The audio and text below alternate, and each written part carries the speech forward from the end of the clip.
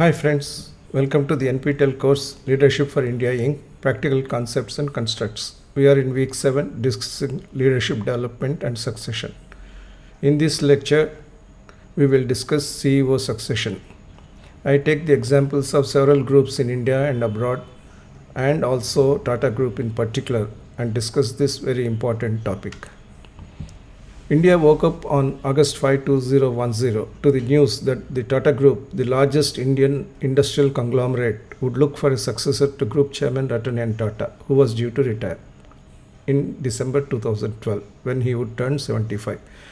This was as per the group retirement policy, a policy that Ratan Tata himself had put in place.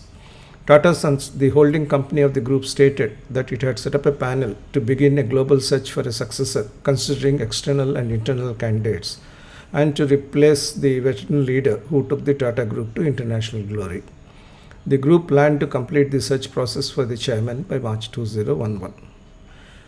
This is not the first time that Tata Group had to handle succession. The group did handle succession of generations of leaders with aplomb. This was, however, the first time that a global search was initiated with the intent of looking beyond the Tata family and Tata Group. The 142-year-old Tata Group, founded in 1868 by Jamsetji Nusirwanji Tata and developed further by Sir Dorab Tata, has a formidable reputation for its business track record and corporate value system, which were consistently reinforced over the last several decades by the iconic successors J.R.D. Tata and Ratan Tata. We have the images of these illustrious leaders here. Tata companies typically operated in core industrial sectors such as steel in the early decades, but progressively diversified into multiple sectors. Tata Group companies are by and large based in India but have significant international operations. Today, Tata Group has 10 industrial clusters, 113 separate companies and subsidiaries. The group has a turnover of $108 billion in revenue. It has a market cap of USD 160 billion, looking at only the 28 public listed companies. The group has 720,000 employees employed all over the world. The legacy of Jamsetji Tata and Dorab Tata was taken to greater heights by J.R.D. Tata, who took over the reins in 1938. During his 5-decade tenure from 1938 to 1988, the group grew from a multi-million dollar turnover to a multi-billion dollar turnover, and from 14 companies to 95 enterprises, and as a global brand in itself. The group further grew under Ratan Tata, who took over from J.R.D. in 1991 and helmed it till 2012. Ratan Tata, when he took over in 1991 from J.R.D. Tata, had the opportunity to steer the group into the international league. This was a strategy which he singularly developed and adopted. Ratan at that time was a relatively untested leader for the conglomerate, despite his playing a role in certain Tata businesses. Ratan Tata confounded analysts who were concerned that the different constituent companies, each with a powerful leader, would pull apart desperately. He represented continuity by preserving and institutionalizing the core Tata values, but also led a positive change within the group with a strategic alchemy of consolidation, diversification, globalization, and performance management. Given Ratan's remarkable contributions, it was not surprising that there were concerns if the group would be able to find a leader who would match his track record by the time he reached his retirement age. Cyrus Mistry was Ratan Tata's successor. In his tenure, there was continued growth of the group based on time-tested tenets of expansion, diversification, and where necessary, divestment. But there have been enough number of debates during the tenure of Cyrus Mistry as to what he represented and whether the group was going in the right direction. The issue of leadership succession has connotations that are universally relevant to any firm, in any industry, and in any country. This lecture addresses the issue, drawing several insights and hypotheses from the Tata Group's succession and as also various other successions that happened in the Indian industrial structure. Virtuous institutions, as we saw in an earlier lecture, would certainly outlast capable individuals. Such institutions are managerially programmed to grow. Individuals, however capable they are, on the other hand, are genetically programmed and administratively ordained to retain. Leadership succession, especially at the chief executive level, is an extremely important aspect of leadership development and leadership continuity. Leadership successions as with blue chip American and European corporations, and also now with leading Indian groups such as the Tatas, are planned and executed to achieve competitive growth. The challenge of succession management lies in the fact that apex level leadership changes often assume larger than life dimensions, more so when charismatic incumbents are involved and new leaders need to step into their shoes. While succession management is to be well planned, there also exist contexts wherein succession plans are upstaged, advanced, or become suddenly inevitable. A leadership succession is more often than not pivoted around the personalities of the incumbent leader and the new leader in terms of not merely their respective capabilities but also in terms of the new leader managing and exceeding the stakeholder expectations relative to the incumbent leader. The multiple contexts of leadership succession are demonstrated here. Some transition experiences indicate that even under adverse circumstances, leadership successions can be made successful with determination. Leading Indian groups such as the Tatas meticulously plan and execute succession. JRD Tata groomed and selected Ratan Tata to helm Tata Group as he stepped aside. Some successions are opportunistically handled, as with Apple. Steve Jobs came back to help Apple to success when the company was not able to work efficiently and effectively under Scully. Some successions are accelerated when the leaders die in harness. It happened in respect of Wipro, and Azim Premji had to leave higher studies in US and urgently assume mantle. In respect of certain successions, seamless and continuous management of the succession paradigm takes place. Infosys is one such example. However, when the founders wanted to move out completely and an external member outside the founder group had to be brought in, the succession presented some problems. There was even a spat between the founders and the board on a range of issues. The lesson that comes to us is that well planned successions can blossom well, though a few could still flounder. Some compulsive and sudden changes are accompanied by volatility but can be smoothed out with appropriate corrective actions. We'll consider a few more leadership successions. Reliance presents an important success factor, that is the right leadership. The change in respect of Reliance was all too sudden. Yet, after the patriarch passed away, Reliance Group tried to remain one, with Mukesh Ambani and Anil Ambani trying to share the responsibilities. However, because of sibling rivalry or whatever other factor known and unknown, there was a split in the empire, and eventually only Mukesh Ambani truly succeeded Dhirubhai Ambani Group. Anil Ambani Group is having the issues of several companies going under bankruptcy. In respect of BP, there was a demonstration of cataclysmical succession induction.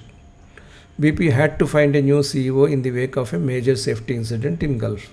Robert Dudley took over from Tony Hayward on board direction in the wake of the oil spill. Although he came in extremely suddenly, he proved to be a very successful CEO. HP had to scamper around to find a new CEO when the existing CEO was discharged based on allegations and board review. Leo Apathikar from SAP was hastily drawn into the CEO role but could not last long. There is another company, Berkshire Hathaway, where Warren Buffett continues to hold the reins for over 5 decades, and it was for long expected that he would name his successors. Although 2 successors are visible in terms of their potential, he still has kept the counsel to himself. Looking at these successions, we can conclude that leadership successions come with a variety of contexts, constraints, and opportunities. Each would be different from the other.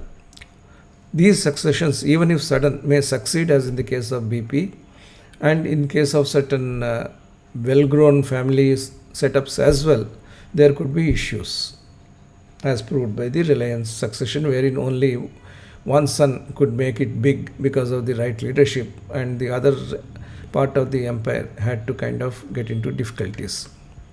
So the challenge of succession lies in the fact that apex level leadership changes often assume larger than life dimensions, more so when charismatic incumbents are involved. Succession is pivoted around the new leader personality and also the existing leader personality. So there is a strong risk of leadership succession getting personalized. Secondly, the capabilities of the new leaders must exceed the current leader capabilities and also meet or exceed the board investor expectations. Therefore, there is an inherently higher level of challenge in the succession. So, leadership charisma and aggression count a lot. There is a halo around leadership succession as an event or as a process. Results rather than means become very important. Change rather than continuity is oftentimes the expectations. But at the same time, the cult phenomenon and the halo effect of the existing leader prevent any radical change in the leadership succession process. Leadership succession also is impacted by internal expectations and external expectations. Legacy and perception biases for the new leader need to be overcome. In certain situations, successors find it tough to lead in alignment with the changing environment. Jack Welch definitely was a larger than life leader at GE. He named Jeff Immelt as his successor. It took a while for Jeff Immelt to come on to his own leadership stature and start guiding the affairs of GE, moving away from the shadow of Jack Welch. By the time he could do that, the environmental conditions dramatically changed and GE started getting buffeted by those changes. So there are certain elements which are involved in terms of the phase in, phase out period and also the environmental conditions that could take place while the phase in is happening. What are the four models of succession? The first model of succession is the predominant potential for the insiders to move into the leadership roles. The other way of managing succession is to split the CEO and the chairman roles so that at any point of time, one of the two senior leaders is available to handle the management and leadership of the company. In another model, we can have the new leader work as an apprentice under the existing CEO. For example, you can create the position of a chief operating officer, recruit a person, and then train him while the CEO is going to take some time to move out of the company. We also have to look at the consistency of CEO turnover rates. Generally, corporate governance requires the separation of the CEO and chairman roles. That is one part. And the scale and scope of the company also dictate the need for not only the CEO but also the COO to be in place for a company to run well. Leadership succession is not a one-time fix. It doesn't occur every 5 years or every 10 years. It should be a part of an organizational DNA. Each year, succession has to be looked at for all key positions, even 2 levels below the CXO positions, not merely the CEO position. This keeps the organization not merely on its toes but fully prepared for leadership transitions. Leadership stability and leadership succession go hand in hand. Let's learn from various other happenings the world over. There is a lot to learn from the track records of high performance international powerhouses such as IBM and Indian corporate giants such as Hindustan Lever. Virginia M. Rometty succeeded as the CEO of IBM in 2012. It is a great case of internal succession planning done astutely and correctly. It is a prime example of an incoming CEO who was well entrenched in the company culture, who is well known to the board and has demonstrated a sterling track record. IBM's talent management process is very mature, integrated and global. At the executive level, the company takes development planning and succession very seriously. From 2009 itself, incumbent CEO Palmisano proceeded to develop 4 internal candidates over the course of several years and finally handed off his role to Rometty. In the case of Hindustan Unilever, we had a series of successions that happened. KB, that is it, to MS Banga, MS Banga to Harish Manwani, and Harish Manwani to Sanjeev Mehta. The moves from India to global are also a part of the leadership transitions at Hindustan Unilever. By and large, leadership stability leads to seamless succession. Ensuring leadership stability, linking stability to leadership rotations prepares a large pool of potential leaders and helps in seamless leadership transitions. If the CEO is stable in his tenure and is not distracted in the discharge of his duties, there is much greater opportunity for him to develop his successors. and that would help timely transitions and also helps internal development through challenging roles. And boards themselves can participate actively in terms of engagement not only with the CEO but also with the various potential candidates. There are some essential requirements for leadership transitions: talent, experience, know how, value alignment, and performance. These are absolute musts. There are also some highly desirable requirements that could differentiate: charisma, network, and empathy. And in today's conditions, environmental empathy, social responsibility, and corporate governance would be three other overarching requirements which any CEO transition must aim at. The 30 leadership attributes which we have discussed earlier as part of the Apex leadership traits are a generic prescription for qualifying for leadership elevation to the highest levels. That tells us that if a leader is developed both on development and performance parameters and also has the capability to be an Apex leader or a leader of leaders, the time is ripe for the leader to move into the Apex leadership positions. That said, history also teaches us that CEOs have a mindset of being unable to imagine anyone adequately replacing them, which thus constitutes a major roadblock to timely succession. I am in the know of several companies which are by and large promoter led, where the promoter is in total control of the company and the promoter hasn't yet enabled an environment where a successor could be shown up. And that is really a serious gap in the leadership development of that type of company. Let's look at the structured succession models which various companies have adopted.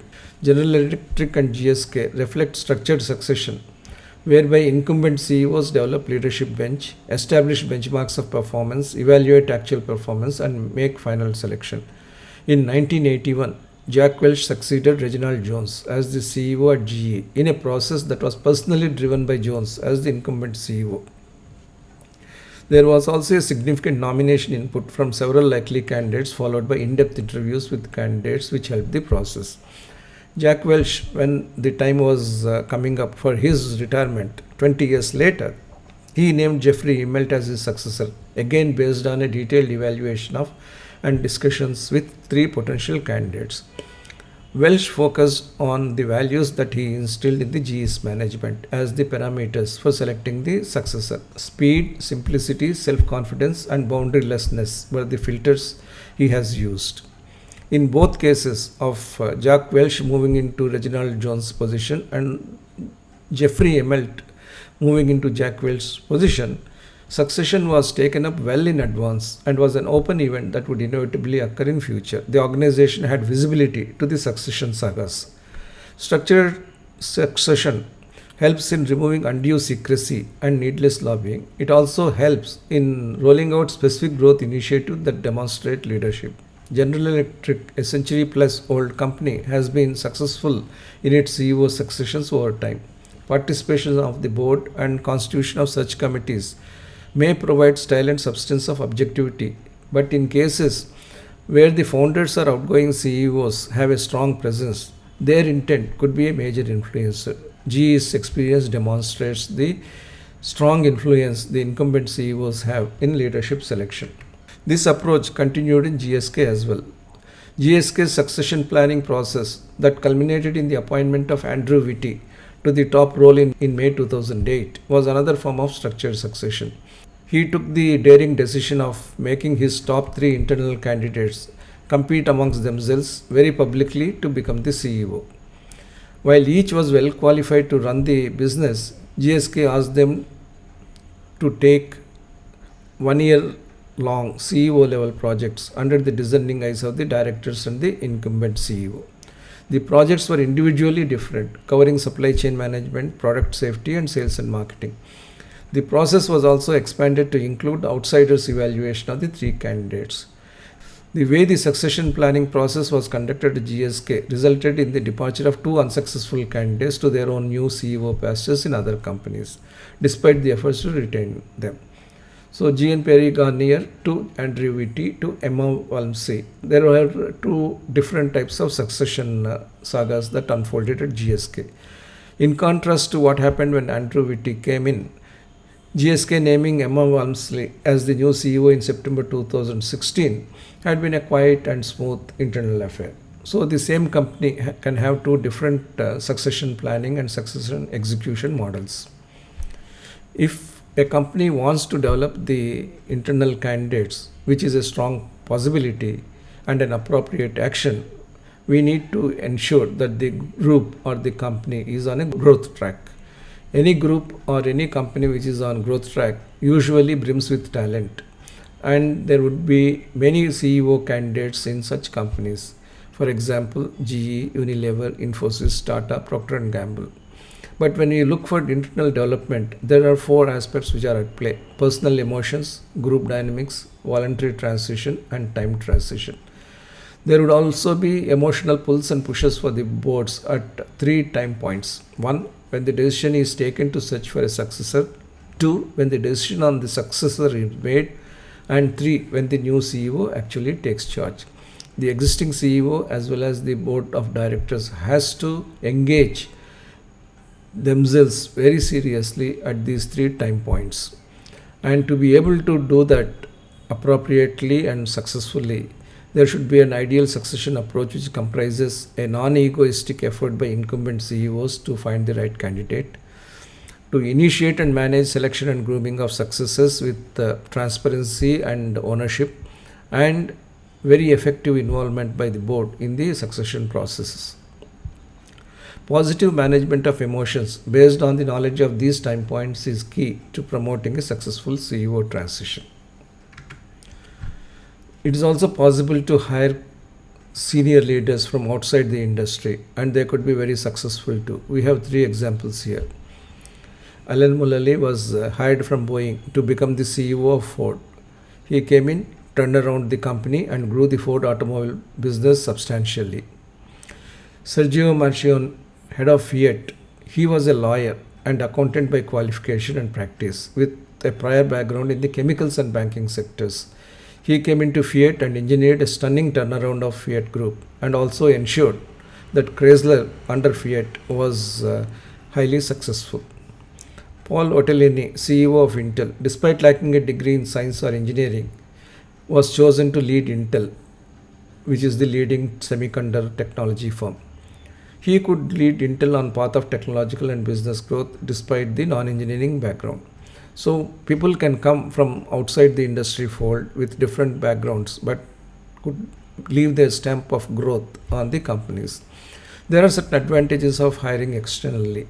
Deeper and broader core competencies could become available to the company, and new core competencies that are futuristic could be brought into the company. Given all the cases we have studied so far, the models of CEO succession thus defy easy classification on any fixed templates, irrespective of the scale and scope of the firm and the industrial and business context. As a result of the importance of this topic, several highly rated search firms talk about leadership succession as an important tool for value creation. Leading search firms such as Egan Zander, Hedrick and Struggles, Korn Ferry and Spencer Stuart, as well as big consulting firms such as McKinsey, BCG, Bain and Deloitte routinely publish thought papers on leadership transitions. Max Landsberg, 2006, the CEO of Hedrick and Struggles, said, "Selection of the new CEO is on par with another crucial task of the board of directors of company, namely the decision to merge or sell the company. It is as important as that," Hedrick and Struggles said.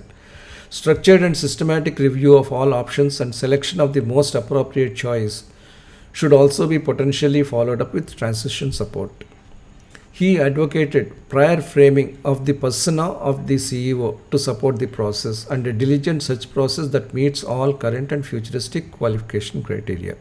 So leader selection is considered as a key board task, which is as weighty as the M&A decision, which is also another key board task. According to him, correct CEO succession can create substantial market value for the company, while longer term and broader reviewing of the company's senior executive and succession pipeline can support both the selection of the next CEO and the strategic growth of the company under the new CEO.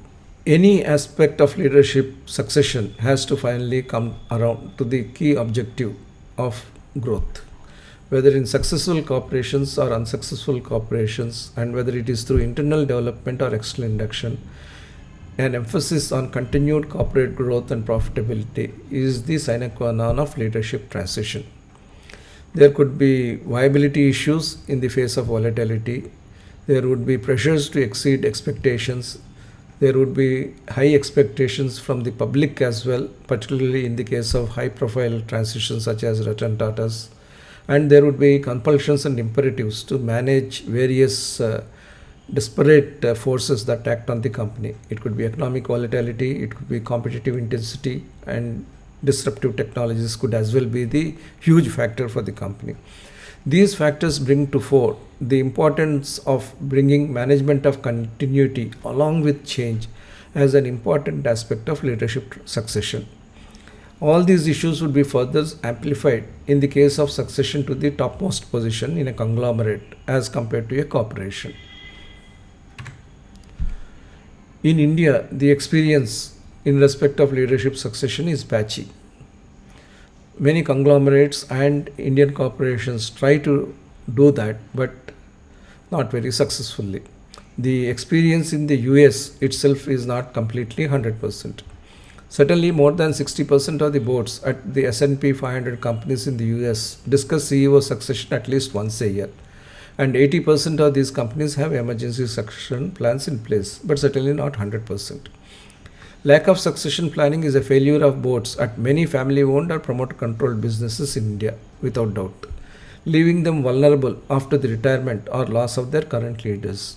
And when the companies are promoter-controlled and family-owned, the family patriarch fails to understand at times that the next generation of leaders doesn't have the same level of commitment and enthusiasm for the business as the original founder had.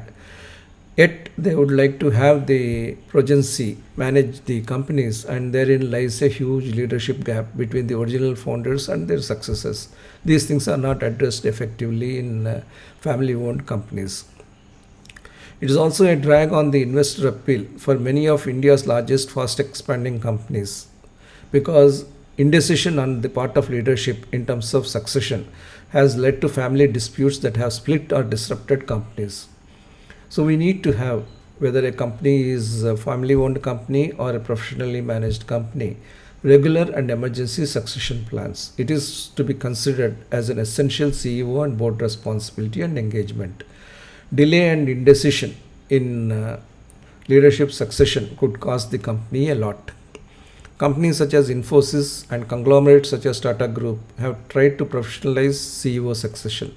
Yet even Infosys had to call back Nandan to provide executive chairmanship for some time and non-executive chairmanship thereafter.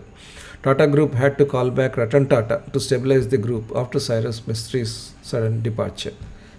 These are the examples that show us that even if there are specific moves to have regular succession planning, all that is not a path of roses. Infosys experience, which many of you would have been aware, is as follows. As long as the founders were ready and capable of taking the CEO chair, it was possible for N.R. Narayan Murthy to pass on the baton from one co-founder to another co-founder after he moved out. So between 1981 to 2002, N.R. Narayan Murthy was the CEO and he grew the company to an astounding position. In 2002, he handed over the baton to his deputy and co-founder Nandan Nilekani and became the chief mentor. After 5 years, Nandan turned over to S. Gopalakrishnan, another co-founder. And in June 2011, Gopalakrishnan passed on the mantle to S.D. Shubulal, another co-founder. Overlapping this, Narayan Murthy was recalled as executive chairman in June 2013 to pep up the leadership culture. Finally, in August 2014, Vishal Sikka was brought in from SAP with the objective of leading a new product-led growth and growth based on the newer technologies such as artificial intelligence. And he took over in August 2014. However, Vishal could not last long, and Nandan Nilekani was brought back in 2017 as non-executive chairman. Salil Parikh from Capgemini took over as CEO in January 2018, and he continues to manage Infosys over the last 2 years plus successfully. Now, this experience of Infosys, arguably one of the best managed and one of the best structured organizations in India, points to the uh, issues that could arise in leadership succession. The Infosys model of collaborative leadership succession was good as long as it was confined to the promoter group. But the moment it had to move out from the promoter group to the external professional group, there were chinks in the armor in terms of the stability and the durability of the succession processes. So, therefore, it is very important to define the persona of the successor in very clear terms. It is very important for the founder group as also the board to be completely involved in the selection of the successor and handhold the successor while going through the transition. Probably in the case of Infosys, some of these aspects did not happen as they should have happened. Apart from the Tata Group experience which I have mentioned, there are many other groups which have been very successful in having planned succession. Mahindra Group had succession from Keshav Mahindra to Anand Mahindra, and more recently Anand Mahindra has announced a large-scale restructuring of the group. Apollo Group Chief Pratap Reddy has announced how his 4 daughters would take over different aspects of the business going forward. There is clear succession planning in Bharti Group, which heads the Airtel telecom company. Aditya Birla Group has its structured planning. Murugappa Group has dabbled with the different kinds of succession planning with family and without family. And current needle positioning is for the family to come back in select companies. GMR Group is trying to create a new tomorrow without the family leadership being at the helm. Godrej Group has initially plumped for external leadership but has brought back a family member in recent times to head the consumer products division. So, the experiences of Indian companies and groups with reference to CEO succession have been mixed. Certainly, companies are trying to put in place governance structures and processes to plan for successor, whether from the promoter group or non-promoter group, but the rollout of these structures and processes has not been completely foolproof. As a result of this, the CEO succession still remains a hot topic and still remains a topic that needs to be studied with care and diligence. There are a few Indian expectations as far as the succession is concerned. One must meet the strategic needs. It could be turnaround to ramp up on one hand or from efficiency to innovation on the other. It could have selection criteria which are properly defined or improperly defined. It is counterproductive to have ad hoc variable requirements while trying to select a CEO successor. And it also is important to draw the line in terms of benchmarking the persona. If we try to define too idealistic a personality for succession, probably the company would be well off the mark. On the other hand, if the desired persona is not related to the current and future needs of the business, then also the succession could falter. And it is not important, and also it is not appropriate to make a long list of some superlative qualities that are required for managing the succession or for searching for a successor. Suppose you draw up a list of strategic expectations that say that the incoming person should be a master of strategy, he should be able to structure the organization in an imitable way, he should be technologically extremely competent, he should be committed to quality of the highest standards, he should be a bridge between the board and organization, and he should be a representative to the world.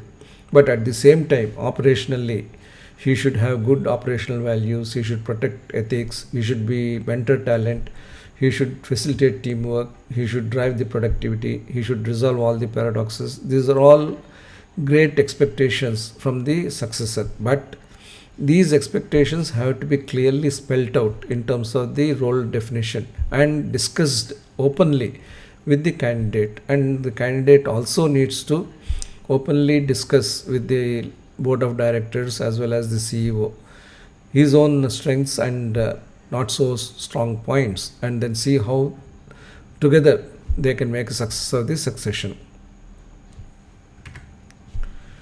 And also in respect of Indian situation, there are certain specific mindset requirements. The ability to tailor corporate strategy to a volatile environment, that is very essential.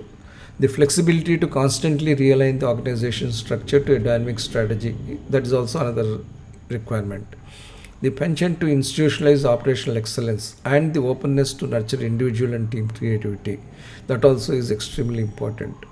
The commitment to fulfill customer needs with products and services, as also a passion to leverage science and technology for new products and services, that is also important. The flair to connect with all stakeholders, both internal and external, collaboratively and continuously, is extremely important. Above all, the successor should have an evangelical commitment to quality, compliance, and governance, and most importantly, should have the ability to balance change with continuity. The CEO's role is increasingly going to be broadly mind play rather than only skill deployment on the one hand. It also is going to be largely culture and ethos fit than solely revenue and profit boost on the other. Most importantly, the CEO needs to have the ability to balance change with continuity. This is also the lesson which comes from the Tata Group's experience in two successions between JRD Tata and Ratan Tata and Cyrus Mistry. In this lecture, we will consider the transition in the Tata Group from JRD Tata to Ratan Tata, which has been highly successful for certain reasons. Let's look at how Ratan Tata redefined the Tata Group ever since he took over the reins in 1991. He confounded the analysts who doubted if he had the required skill set for steering a highly diversified group of companies such as Tata's. The building blocks of Ratan Tata's leadership journey at Tata Group have been many, as highlighted below. And these are also subsequently explained in terms of a leadership model which is going to be applicable for high-level successions of conglomerates. First of all, with progressive mindset and proactive strategies, Ratan developed and coalesced over 100 companies of his Tata Group into the largest Indian conglomerate. He aligned the virtually independent companies and leaders of the group to a common credo. It could be called Tata branding, Tata values, and also a retirement age. And retirement age has to be looked at from the viewpoint of ensuring continuous leadership succession. He fused indigenous skills with innovation. Indica, nano cars, Sumo and Safari SUVs and Ace trucks are examples of this. Ratan Tata empowered individual companies to undertake ambitious global acquisitions. Tetley, Chorus, Daewoo, Jaguar, Land Rover, and their assets and mark brands are proof enough of this. He scaled up companies to top national and international rankings. Tata Motors, Tata Steel, Tata Consultancy Services shine as the top 3 global companies in the Tata Group. He also established an integrated Tata Group brand and culture. The CEO's role is increasingly going to be, as I said, broadly mind play rather than only skill deployment. It is going to be culture play rather than just operational excellence. And the ability to balance change with continuity would mark the CEO profile, as had happened with Ratan Tata. When Ratan Tata entered the Tata Group, markets opened for liberalization in 1992. That was the time he became the chairman of the group. The Tata Group had been in existence for more than 100 years. Yet, the sprawling group of 100 diverse businesses was not running to its full potential. The first recognition which Tata brought to the group was that the group needed to compete in the global economy, and the group cannot be satisfied the perch they have occupied until then. He then challenged the individual companies to innovate. So for that he created a global vision and provided leadership model. He motivated his companies to think globally. He attempted some never before global acquisitions to spark the ambition and aspiration in the companies. He fostered innovation as well as globalization simultaneously. Innovation in respect of certain companies such as Tata Motors, TCS and Tata Steel. He prepared the group for a different globally interconnected environment of technological change, volatile growth and extreme competition. From Harvard and Stanford to Indian Institute of Management and Indian School of Business, academicians and researchers have concluded that Tata Group is a great example of a group that transformed itself from a successful conglomerate in a closed local environment to a competitive position in an open global environment under Ratan Tata's leadership. There is no doubt about it.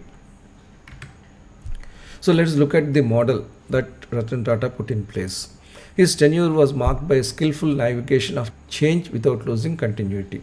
He leveraged environmental opportunities and internal strengths and also overcame, if not eliminated, the derailers and distractors.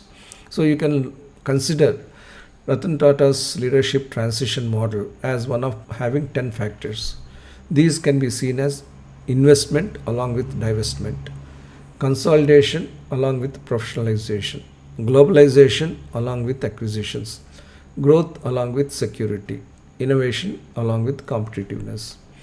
Under investment and disinvestment, he has had certain concepts such as core business, non-core business, and he endeavored to reinforce the core and add a new core as well.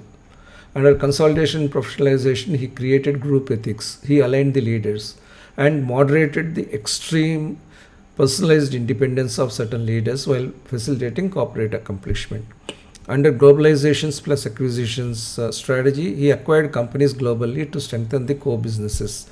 He positioned the companies through such globalization and acquisition strategies to attract global attention. He focused on turnaround capabilities and cross-border business synergy.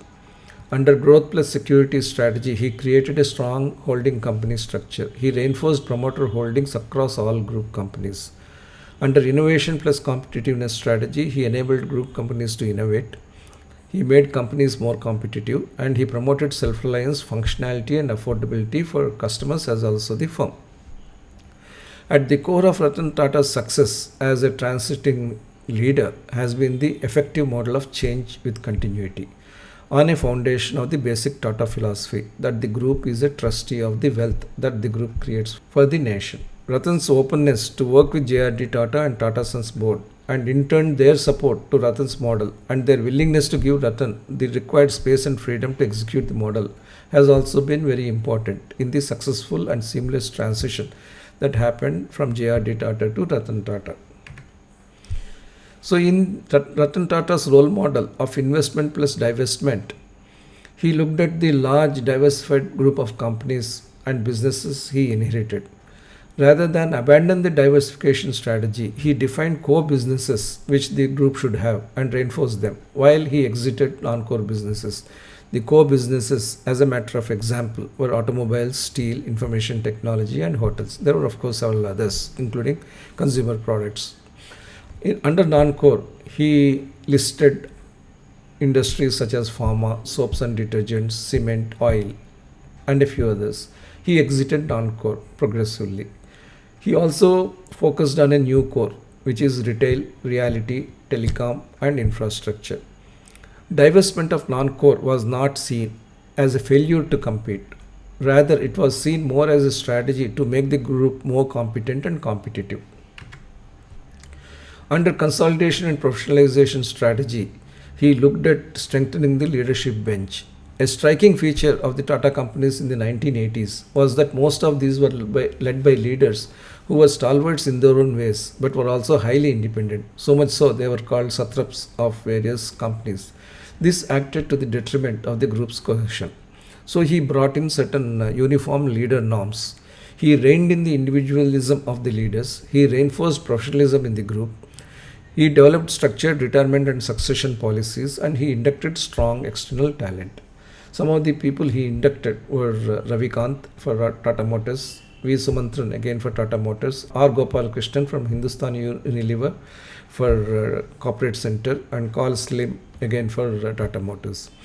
All through, considerable emphasis was laid in taking forward the legacy of building internal leadership talent left behind by Jamsetji, Dorabji and JRD Tata.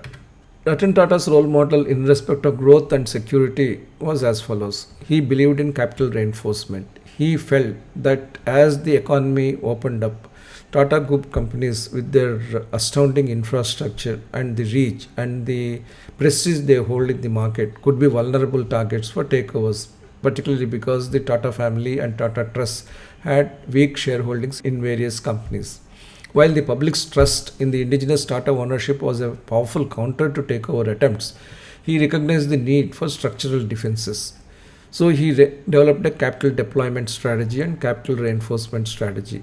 He reinforced the capital structure of the holding company Tata Sons. He also reinforced the holdings of Tata Sons in the group companies. He undertook limited divestments in non-core businesses so that some cash could be generated, and this was used to reinforce equity consolidation in other important core businesses. Individual companies were encouraged to access overseas and national capital markets through non-convertible instruments. As a result of all these measures, Tata Sons began to become a strong shareholder of various group companies, and individual group companies became capable of serving their own cash needs through appropriate innovative financial instruments. In 1996, Tata Sons held a minority stake in these companies, varying from 3% to 13%. The Tata companies together owned almost 13% of Tata Sons. That was the position when he took over. Ratan Tata orchestrated the move to raise Tata Sons' shareholding in the group companies and achieved a more than threefold increase. As of 31 December 2019, Tata Sons held 34.26% stake in Tata Steel, 36.43% stake in Indian Hotels Company, and 43.73% in Tata Motors as an example. See the kind of capital innovation that Tata could bring to the Tata Group and the group companies. This, coupled with aggressive global acquisitions, required the group to be financially bold as well as agile in terms of global fundraising, though seen to be adventurous in certain cases in hindsight, because certain discontinuities such as global meltdown or Brexit probably could not be envisaged when very ambitious globalization attempts were made. In terms of globalization and acquisitions, Ratan Tata has indeed been a change driver. He radically altered the group's approach towards globalization. From an internally oriented group, the group became externally oriented. It started pursuing a strategy of aggressive globalization, acquiring overseas companies, businesses, and brands. Some of the very notable acquisitions are as follows: Tata Titli, Tata Steel and Chorus, Tata Jaguar Land Rover, Daewoo. But there were several others, including by hotels division, in terms of acquiring overseas properties. Close to $5 billion was spent by the group between 2002 and 2010 in nearly 70 mergers and acquisitions across the globe. And this has added enormous firepower to the Tata Group. Many of them were notable big ticket acquisitions such as Tata Titli, JLR or Chorus, but some of them were bolt-on acquisitions which were added to the strengths of the companies in a very silent fashion. Many of these things have been successful, reflecting positively on the group's technical and managerial capabilities to integrate new businesses and operations. However, as I said, some of them had also to be seen in terms of the impact of the high valuations that had to be made in the pre-2008 era and the industry-specific factors that happened thereafter, such as adverse global steel cycle or the global liquidity. These were inescapable after effects. But it is to the credit of the group that the group had such resilience and such fortitude that these surprising developments were taken in the stride and the companies were continued to be pushed ahead for reaching their global aspirations successfully.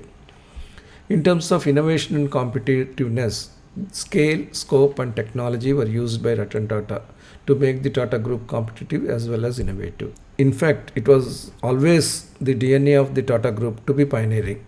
For example, putting up a steel mill in the British occupied India in the early 1900s, a feat beyond the ordinary at that point of time. Manufacturing railway locomotive indigenously in the 1940s. Switching over to truck manufacturing in 1954 and innovating continuously thereafter. Developing the first SUV and car in the 1990s and ultimately launching the world's cheapest family car, Nano, in the 2000s.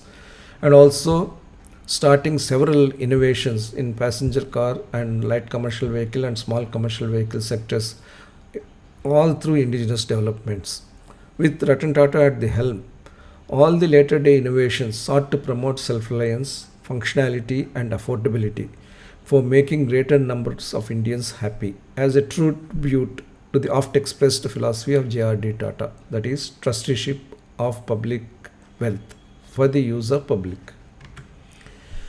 So, the institutionalized structure that happened under the Tata Group was that the group could demonstrate, independent of Western management thought and practice, for several decades from the 1900s, that Indian entrepreneurs and Indian professionals of the group can create a world class conglomerate as an inspired national endeavor and with an unflinching social purpose. Ratan Tata's growth model based on change with continuity is a commendable approach for effective succession management.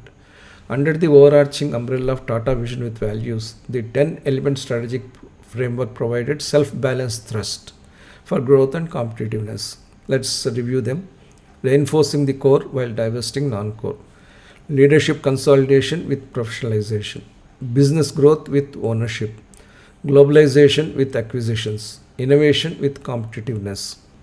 The above brought to the fore a uniquely Indian and a characteristically Tata stamped succession model. And this model is before our eyes to see as a model which has performed exceedingly well during Ratan Tata's tenure. And it would be particularly relevant for conglomerates in India. There could be shades of difference depending upon the conglomerates' businesses and industrial sectors and the position the companies are in. But the broad direction and the broad framework Tata's leadership model and the succession model reflects is extremely valuable and useful for a whole spectrum of Indian companies and conglomerates. This strategic approach was effectively practiced by Ratan Tata with institutional support in his office. He created Group Executive Office and Group Corporate Center. The Group Executive Office conducted strategic analysis and enabled strategic decisions, while the Group Corporate Center provided policy support and conducted portfolio and business reviews. These two entities, chaired by Ratan Tata, had the top leaders participating in these platforms. In 2012, it was indeed a moot point whether Cyrus Mistry, as the successor to Ratan Tata, would follow or would need to follow the business strategy established by Ratan Tata so admirably in a rapidly changing global environment. It was hoped by all Tata watchers that Cyrus Mistry would follow the proven succession model of change with continuity. However, by 2016, a lot happened otherwise, demonstrating the tricky and delicate nature of succession planning and CEO transition. We would, of course, cover these aspects in another lecture later. So, we have gone through a very important topic of leadership, which is leadership succession, particularly at the CEO positions. And there cannot be a greater canvas for demonstrating various concepts related to CEO succession than looking at the famed Tata Group and the illustrious Ratan Tata as the leader who moved into J.R.D. Tata's position admirably and also took the Tata Group further forward based on a very clear model of continuity with change or change with continuity.